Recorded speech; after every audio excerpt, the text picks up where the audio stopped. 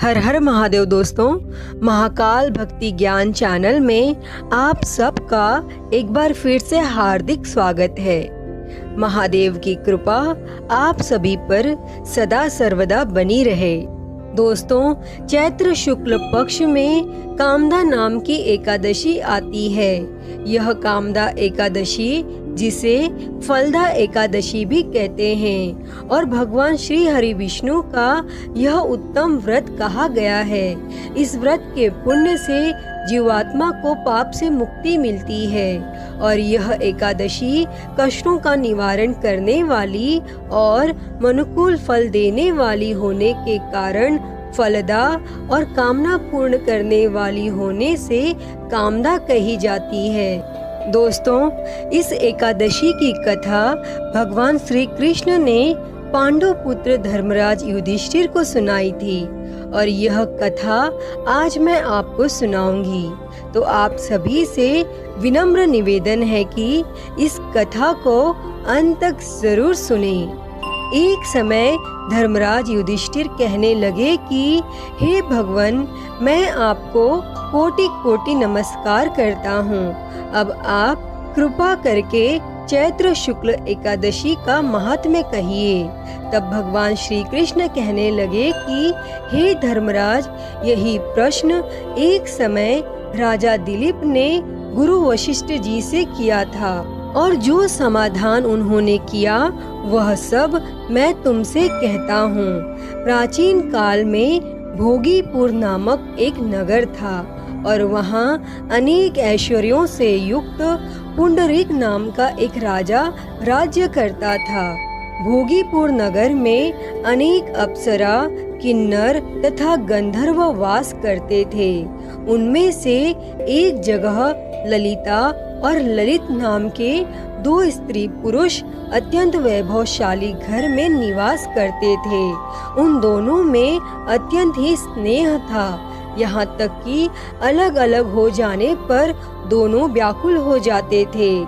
एक समय पुंडरीक की सभा में अन्य गंधर्वों सहित ललित भी गान कर रहा था और गाते गाते उसको अपनी प्रिय ललिता का ध्यान आ गया और उसका स्वर भंग होने के कारण गाने का स्वरूप बिगड़ गया और ललित के मन के भाव को जानकर कारकोट नामक नाग ने स्वर भंग होने का कारण राजा से कह दिया। तब पुंडरीक ने क्रोध पूर्वक कहा कि तू मेरे सामने गाता हुआ अपनी स्त्री का स्मरण कर रहा है, अतः तू कच्चा मांस और मनुष्यों को खाने वाला राक्षस बनकर अपने किए कर्म का फल भोग। और पुंडरीक के श्राप से ललित उसी क्षण महाकाय विशाल राक्षस हो गया। उसका मुख अत्यंत भयंकर, नेत्र सूर्य चंद्रमा की तरह प्रदीप्त तथा मुख से अग्नि निकलने लगी और उसकी नाक पर्वत की कंदरा के समान विशाल हो गई। सिर के बाल पर्वतों पर खड़े वृक्षों के समान लगने लगे तथा भुजाएं अत्यंत लंबी हो गई। कुल मिलाकर उसका शरीर 8 योजन के विस्तार में हो गया और इस प्रकार राक्षस होकर वह अनेक प्रकार के दुख भोगने लगा। और जब उसकी प्रियतमा ललिता को यह वृत्तांत मालूम हुआ तो उसे अत्यंत खेद हुआ और वह अपने पति के उद्धार का यत्न सोचने लगी। वह राक्षस अनेक प्रकार के घोर दुख सहता हुआ घने वनों में रहने लगा। उसकी स्त्री उसके पीछे पीछे जाती और विलाप करती रहती। फिर एक बार ललिता अपने पति के पीछे घूमती घूमती विंध्याचल पर्वत पर पहुंच गई और जहां पर श्रृंगी ऋषि का आश्रम था और ललिता शीघ्र ही श्रृंगी ऋषि के आश्रम में गई और वहां जाकर विनीत भाव से प्रार्थना करने लगी। तब उसे देखकर श्रृंगी ऋषि बोले कि हे सुभगे, तुम कौन हो और यहाँ किस लिए आई हो? तब ललिता बोली कि हे मुने, मेरा नाम ललिता है। मेरा पति राजा पुंडरीक के श्राप से विशालकाय राक्षस हो गया है। इसका मुझको महान दुख है। उनके उद्धार का कोई उपाय बतलाइए। तब श्रृंगी ऋषि बोले, हे गंधर्व कन्या, अब चैत्र शुक्ल एकादशी आने वाली है, जिसका नाम कामदा एकादशी है। इसका व्रत करने से मनुष्य के सब कार्य सिद्ध होते हैं। यदि तू कामदा एकादशी का व्रत कर उसके पुण्य का फल अपने पति को दे तो वह शीघ्र ही राक्षस योनि से मुक्त हो जाएगा और राजा का श्राप भी अवश्यमेव शांत हो जाएगा।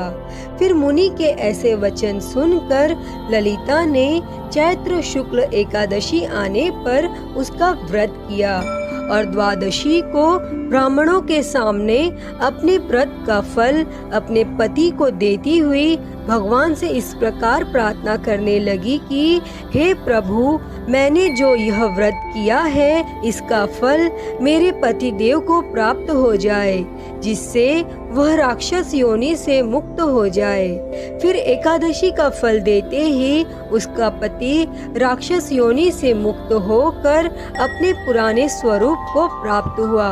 फिर अनेक सुंदर वस्त्राभूषणों से युक्त होकर ललिता के साथ वह विहार करने लगा और उसके पश्चात वे दोनों विमान में बैठकर स्वर्गलोक को चले गए।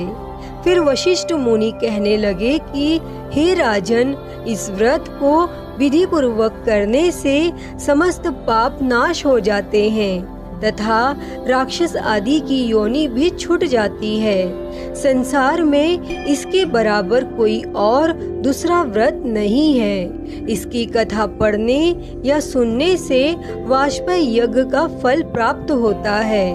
तो बोलिए जय श्री हरि विष्णु।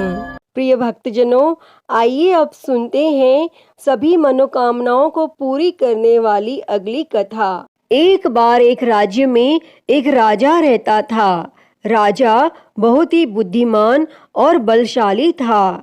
राजा सदा ही अपनी प्रजा का बहुत अच्छे से ध्यान रखता था। प्रजा भी राजा को बहुत पसंद करती थी। राजा की 2 बेटियां थी। राजा अपनी दोनों बेटियों से बहुत प्रेम करता था। राजा की छोटी बेटी देखने में बहुत सुंदर और आकर्षित थी और वहीं पर राजा की बड़ी बेटी छोटी बेटी के मुकाबले थोड़ी कम सुंदर थी। राजा की छोटी बेटी माता की पूजा किया करती थी और सभी लोग राजा की छोटी बेटी से बहुत प्रेम करते थे और बहुत प्रशंसा किया करते थे।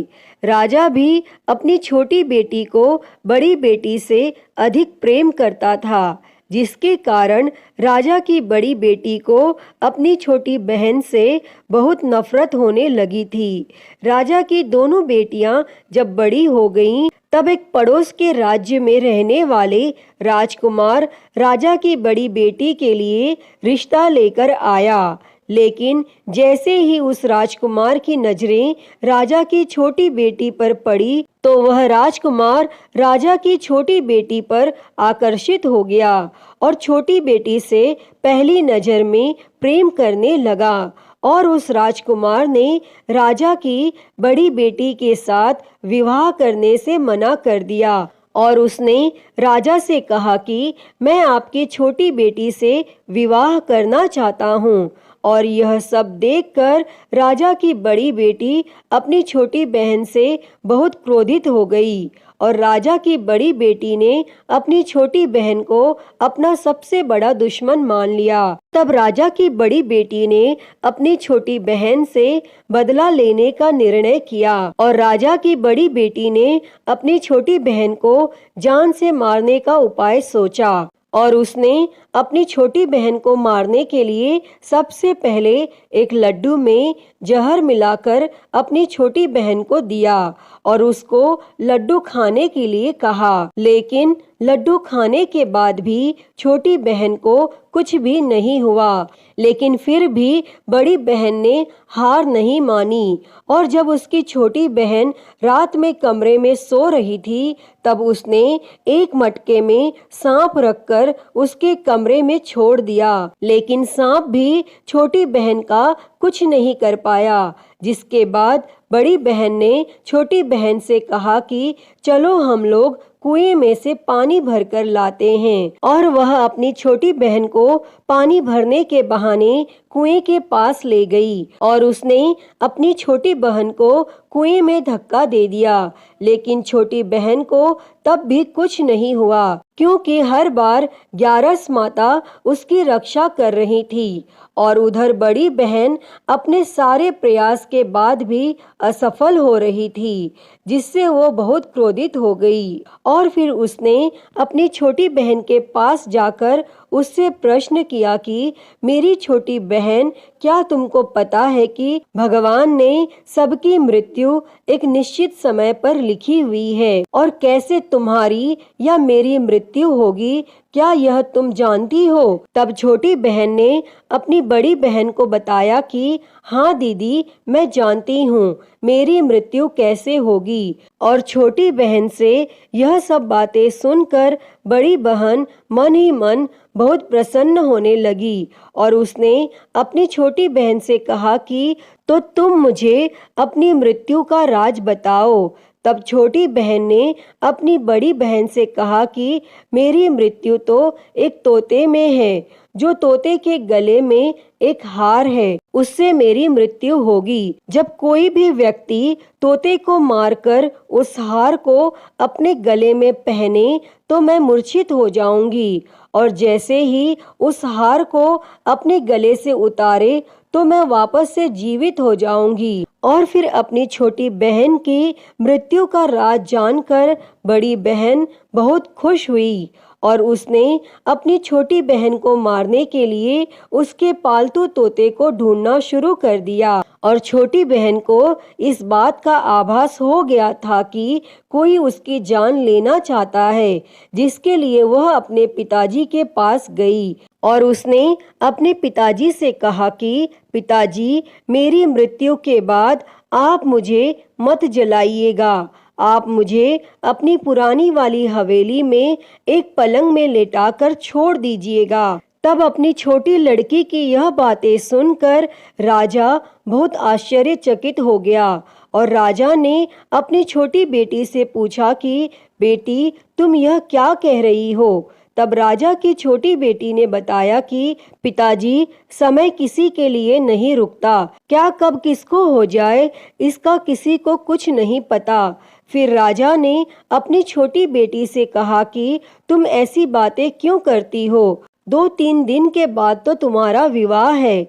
लेकिन छोटी बेटी ने अपने पिताजी को ऐसा करने पर मजबूर कर दिया और उनसे वचन ले लिया और राजा ने भी अपनी छोटी बेटी की बात स्वीकार कर ली। और 2-3 दिनों के बाद जब शादी का समय आया तब राजकुमार बारात लेकर राजा के घर आया और राजकुमार और राजा की छोटी बेटी का विवाह शुरू हो गया। और जैसे ही राजा की छोटी बेटी राजकुमार के साथ फेरे लेने लगी तो उसकी बड़ी बहन अपनी छोटी बहन के कमरे में जाकर उसके तोते को पकड़ लेती है और उसको जान से मार देती है और तोते के गले में जो हार था उसको अपने गले में धारण कर लेती है। और जैसे ही बड़ी बहन उस हार को अपने गले में धारण करती है तो उधर छोटी बहन 3.5 ही फेरे ले पाती है और वहीं पर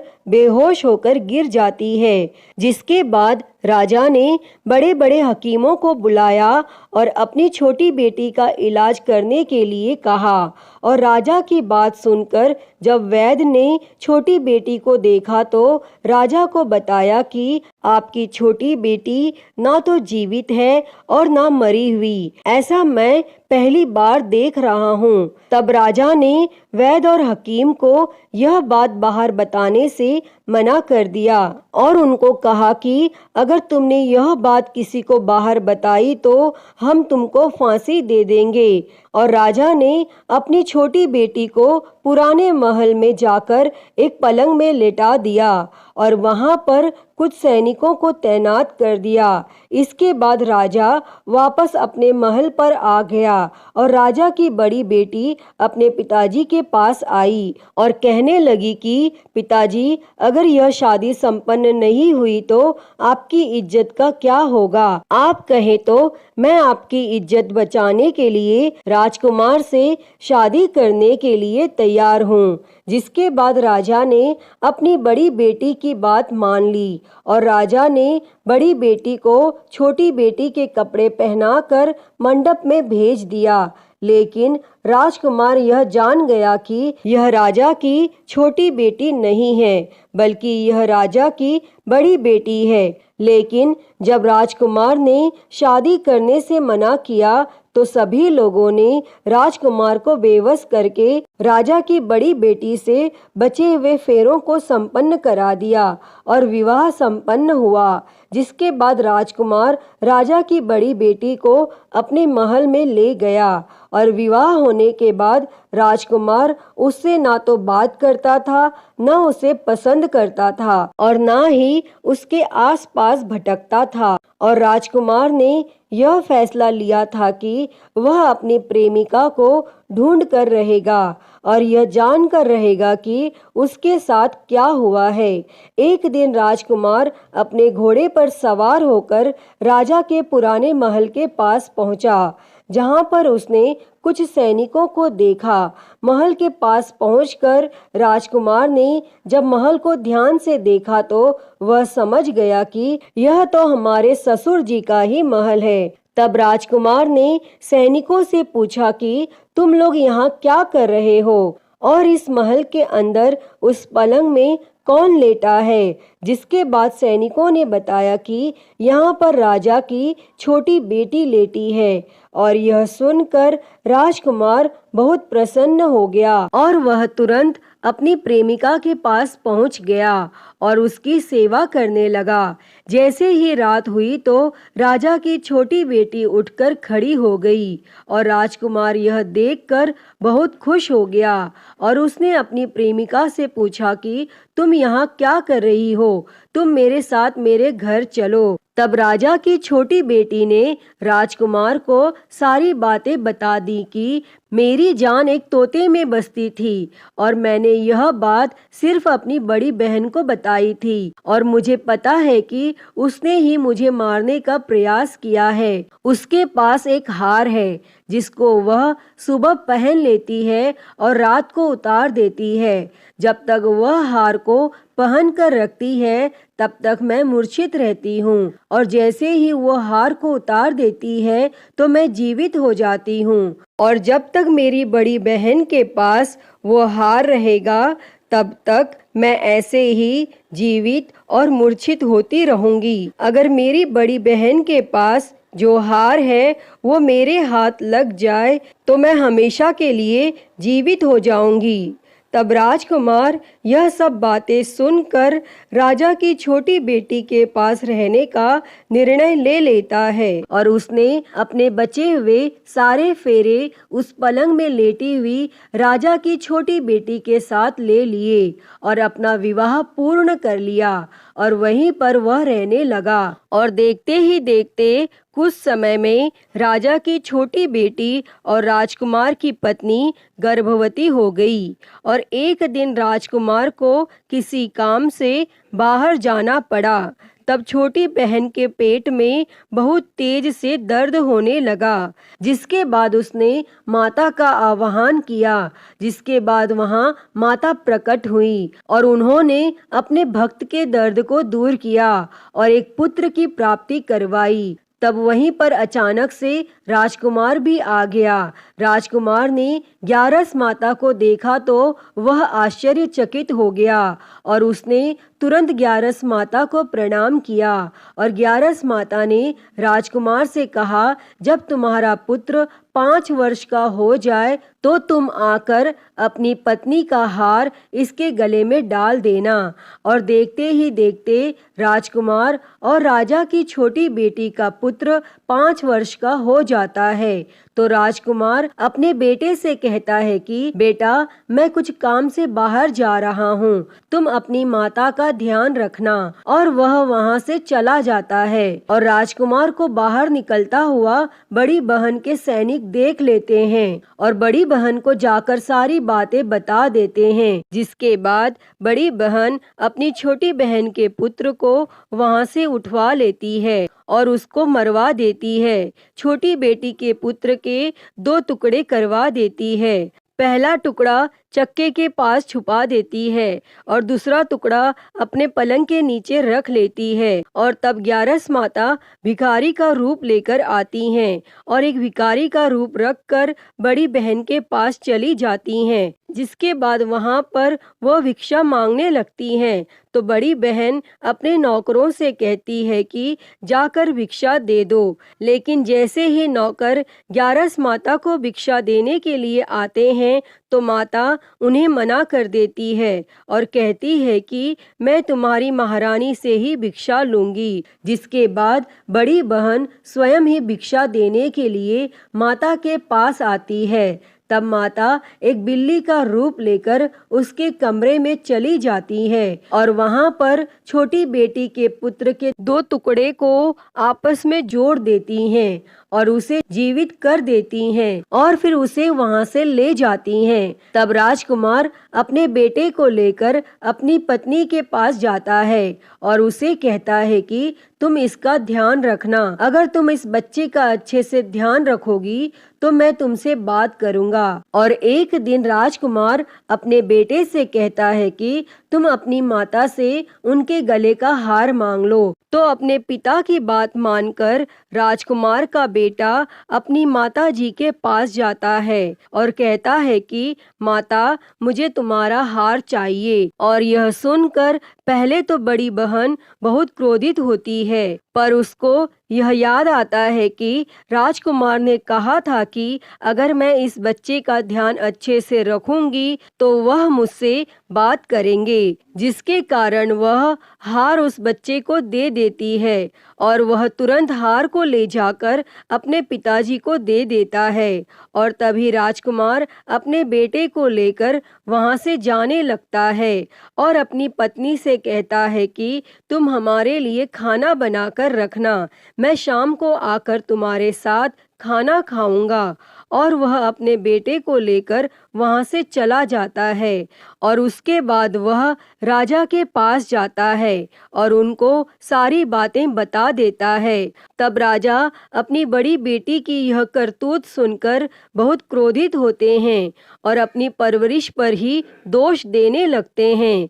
राजकुमार को अपनी छोटी बेटी के साथ रहने के लिए आदेश दे देते हैं और इस प्रकार ग्यारस माता की कृपा से राजकुमार और राजा की छोटी बेटी सुखपूर्वक रहने लगते हैं। अतः हे ग्यारस माता, इस कथा को कहते, सुनते और हुंकारा भरते सब पर अपनी कृपा करना।